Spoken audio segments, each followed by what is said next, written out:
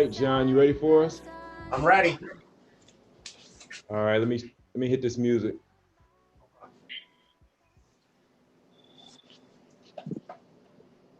All right, we good? Good. All right. Hey, good morning, everybody. Wanted to jump into this. We got a lot of brothers on, which is phenomenal, man. That's great. I know some of y'all, this may be your first time on. Mentioned, we sort of stumbled into this thing, and so asked me to do a reflection several months back, and say, yeah, let's work it out. We've sort of been playing with it and tweaking some things here and there, and I think we all feel really good about where we are. It is decidedly non-religious right now. I'll use some stuff out of the Bible. I've used some stuff out of what did we come out of Carter G. Woodson's Miseducation of the Negro. We've used some poetry. We've done some stuff from Gil Scott-Heron.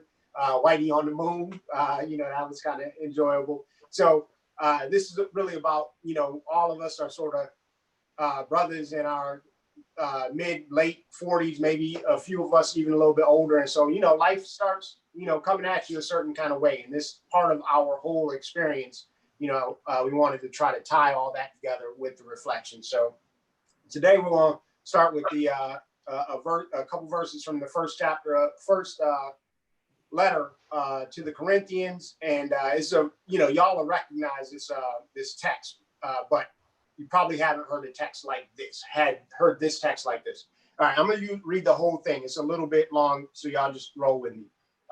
If I speak in tongues of human beings and of angels, but I don't have love, I'm a clanging gong or a clashing cymbal. If I have the gift of prophecy and I know all the mysteries and everything else, and if I have such complete faith that I can move mountains, but I don't have love, I'm nothing. If I give away everything that I have and hand over my body to feel good about what I've done, but I don't have love, I receive no benefit whatsoever. This is the part everybody's heard, right? Love is patient. Love is kind. It isn't jealous. It doesn't brag. It isn't arrogant. It isn't rude. It doesn't seek its own advantage. It isn't irritable. It doesn't keep a record of complaints. It isn't happy with injustice, but it is happy with the truth. Love puts up with all things, trusts in all things, hopes for all things, endures all things. Love never fails. Love never fails. As for prophecies, they will be brought to an end. As for tongues, they will stop. As for knowledge, it will be brought to an end. We know in part and we prophesy in part, but when the perfect comes, what is partial will be brought to an end.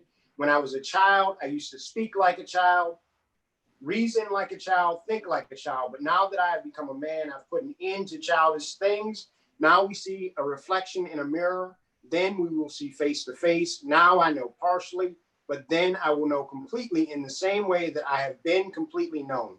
Now, faith, hope, and love remain. These three things, and the greatest of these is love. So I have, like everybody on here, probably heard that, at least a part of that at weddings, right? That I've even used that at weddings. I don't think, Marcus, I don't think I used it at your wedding, but I've used that when I've officiated weddings. All right. This has nothing to do with romantic love. It sounds great and it works, but it has nothing to do with the love between, spouses. This is what was going on here. Corinth, it was a city, and I know it's a lot of Morehouse brothers. Corinth was like almost like Morehouse freshman year. Everybody show up with whatever they bring to the table, and they want to brag about it and make it that the biggest thing, the most important thing, right? Corinth is like, think about like if y'all have siblings, right? Or if you've got multiple kids. You always want to have one kid in the family who's a smart one kid who's great at sports, one kid who's got a great personality everybody loves. That's what was going on in Corinth. These folks were arguing within the church that Paul had established who was more important. Hey, I got prophecies. Hey, I can speak in tongues. I'm God's favorite because I can do this. And Paul's like, yo, get all that. If you don't have love, it doesn't matter. If your most important spiritual gift, your most important spiritual discipline, the most important thing you can be working on and developing is your love.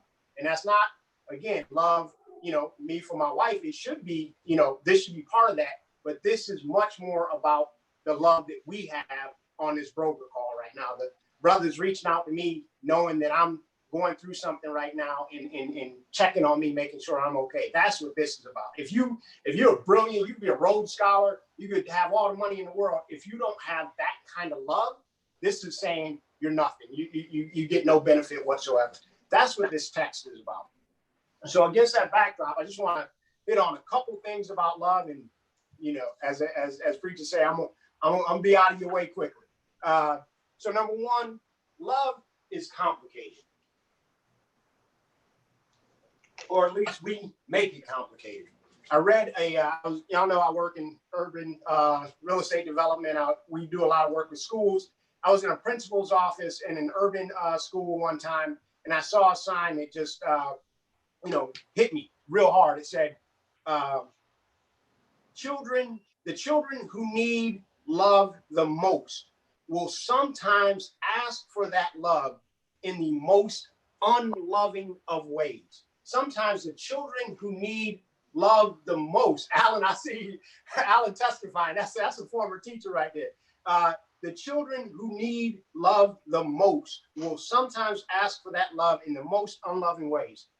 And doing a lot of work in inner cities, focusing on the kids and their futures, like that just resonated with me. But when I think about it, and especially at 47 years old, being married for 14 years, just being in life,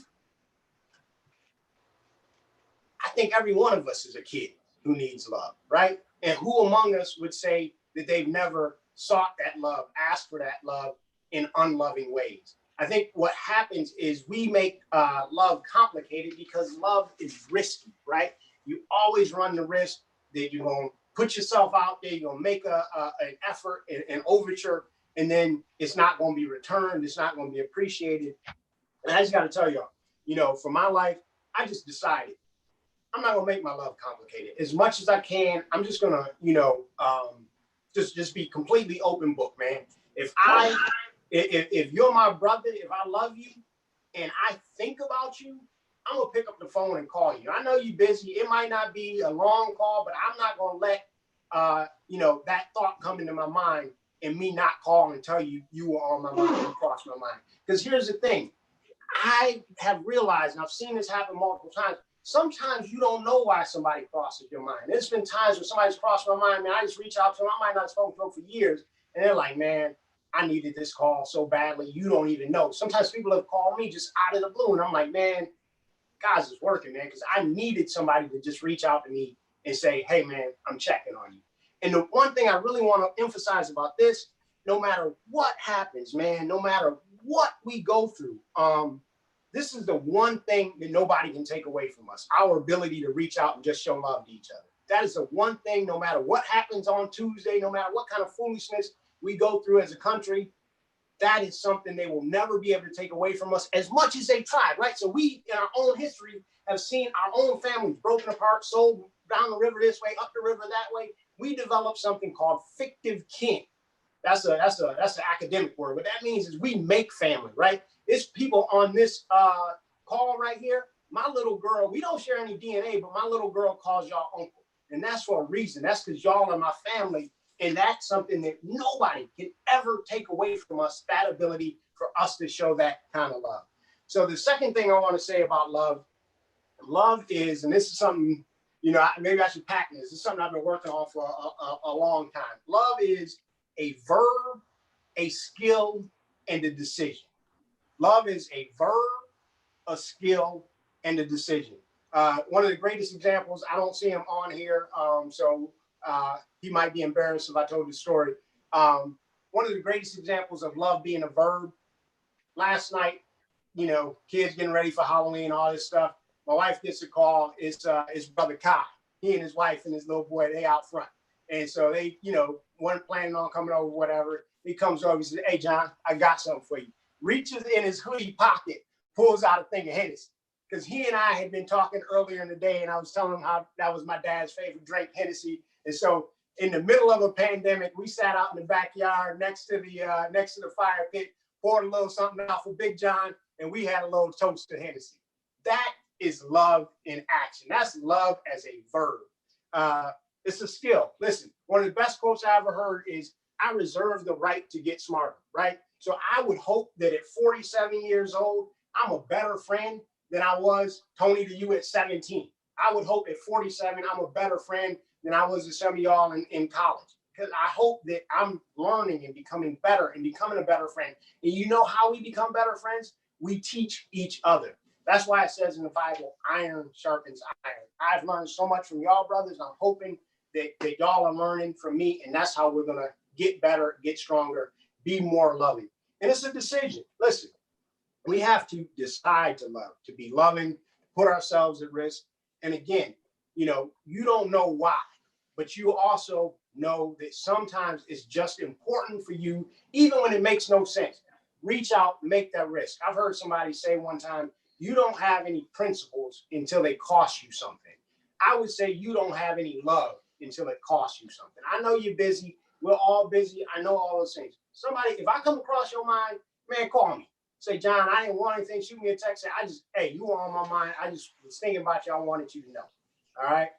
And the third thing, last thing I want to share with you all, love is undefeated.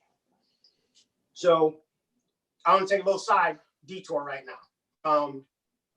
That sounds very high-minded, sort of high thinking. And one of my biggest fears in life, and I see some folks got their kids on, so I'll keep it clean. My biggest fear in life is to be a BSer. I don't want to be a BSer. And the reality is, I know, we all know this. Life is hard. The Buddha even said, it's the first tenet of Buddhism. Life is suffering. Shakespeare said, we all suffer the slings and arrows of outrageous fortune. Anything can just happen. No matter, you can be the greatest person in the world, and you still will be subject to the randomness of life.